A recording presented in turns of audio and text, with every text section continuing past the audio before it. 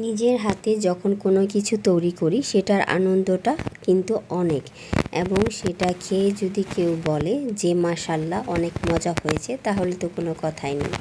তো দেখতেই পাচ্ছেন আমি তেলের ডিব্বা, বোল, তারপরে মাপার কাপ সব কিছু নিয়ে বসে পড়েছি। আর এখানে আমি প্রথমেই 1 কাপ ময়দা নিয়েছি, তারপর নিলাম কালিজিরা, তারপর পরিমাণ মতো চিনি আর লবণ নিয়ে নিয়েছি। তারপর এগুলোকে ভালো করে মিক্স করে নিয়ে এখন আমি তেল নিয়ে নিচ্ছি। তেল দিয়ে আমি আমার ওই উপকরণগুলোকে ভালো করে মিক্সড করব। মিক্সড হয়ে গেলে পরিমাণ মতো তেল নিব। তেল নিয়ে এটাকে আবার উপকরণগুলোর সাথে ভালো করে মাখিয়ে নেব। তেল দিয়ে মাখানো হয়ে গেলে তারপর পরিমাণ মতো পানি নিয়ে এটাকে রুটি কায়ের মতো করে নিব। তারপর আমি বেলে এরকম লম্বা করে ছোট ছোট টুকরো করে নিব। আমার টুকরোগুলো হয়ে গেলে তারপর আমি ছোট ছোট রুটির মতো করে নিব, কারণ ছোট ছোট রুটির মতো করেই নিমকি বানাতে হয়। আর হ্যাঁ, আপনাদের তো বলাই হলো না যে আমি কি তৈরি করতে যাচ্ছি, শুধু বক বক করেই যাচ্ছি। তো এই তো আমি ছোট রুটির মতো করে ফেললাম।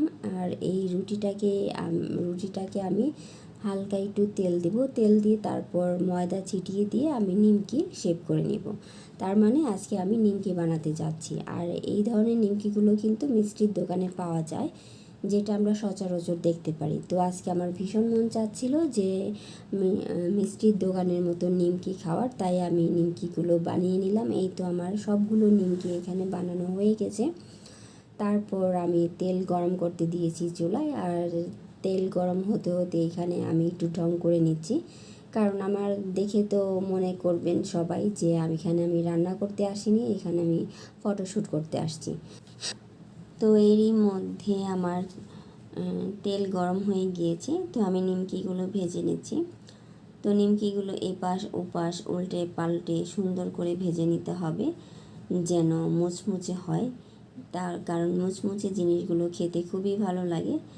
আর তেলের জিনিস যত কম খাওয়া যায় ততই ভালো, তবে মাঝে সাঝে মনে চাইলে আমরা খেতেই পারি। যেমন আজকে আমার ভীষণ ইচ্ছে করছিল এই নিমকি খাওয়ার, তাও আবার নিজে হাতে তৈরি করে খাওয়ার জন্য।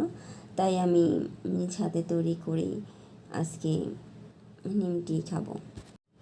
আর এই তো হয়ে গেল আমার নিমকি, মিষ্টির দোকানের মতো নিমকি। যদিও আমি মিষ্টির দোকানের মতো নিমকি বানাতে পারিনি, কারণ ওনারা প্রফেশনাল। আমি আমার মতো করে ট্রাই করেছি। তো আমার ঘরে জিলাপি ছিল, সেই জিলাপি দিয়ে আজকে আমি নিমকিটা খাচ্ছি। তো আপনাদের কাছে কেমন লাগছে তা অবশ্যই কমেন্ট করে জানাবেন। আর ভালো থাকবেন, সুস্থ থাকবেন। আজকে এই পর্যন্তই। আল্লাহ হাফেজ।